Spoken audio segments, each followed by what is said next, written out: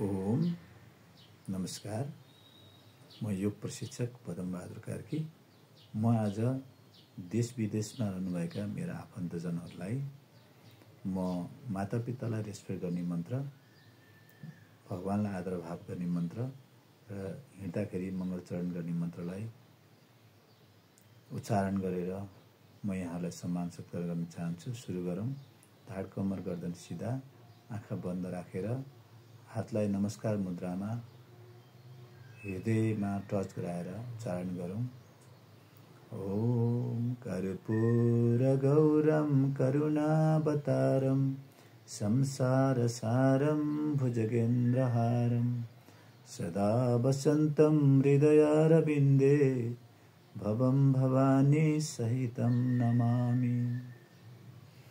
मंगलम भगवान विष्णु मंगलम गरुड़ध्वजा मंगलम पुंडरीकाक्ष मंगलाय तनोहरि मंगलाय तनोहरि।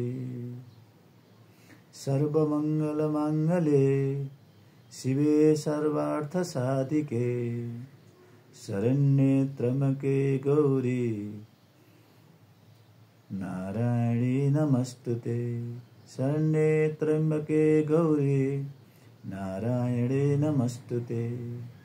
तुमेव माता च पिता तुमेव बन्धुश्च सखा तुमेव विद्या द्रविणं तुमेव सर्वं मम देव देव।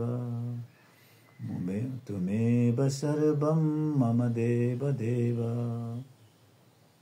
यसरी यो मन्त्रहरूलाई चाहिँ बिहान ब्रह्म मुहुर्तमा उठेर 108 पटक भन्दा माथि उच्चारण गरेर ध्यानस्थ भयो भनेदेखि चाहिँ हाम्रो मानसिक स्वास्थ्य राम्रो हुन्छ, मेन्टल हेल्थ राम्रो हुन्छ। मानसिक स्वास्थ्यमा नेगेटिभ भाइरसले आक्रमण गरिरहेको छ भने त्यसलाई डिलिट गरेर पोजिटिभ बनाउँछ र हामीलाई मेन्टल हेल्थ स्वास्थ्य गर्नमा सहयोग गर्छ। यही मेरा मन्त्रहरूको साथ यहाँहरूको मेन्टल हेल्थ राम्रो होस् भन्दै यो मन्त्रहरूलाई उच्चारण गर्नलाई अनुरोध पनि गर्छु। धन्यवाद। नमस्कार। हरि ओम।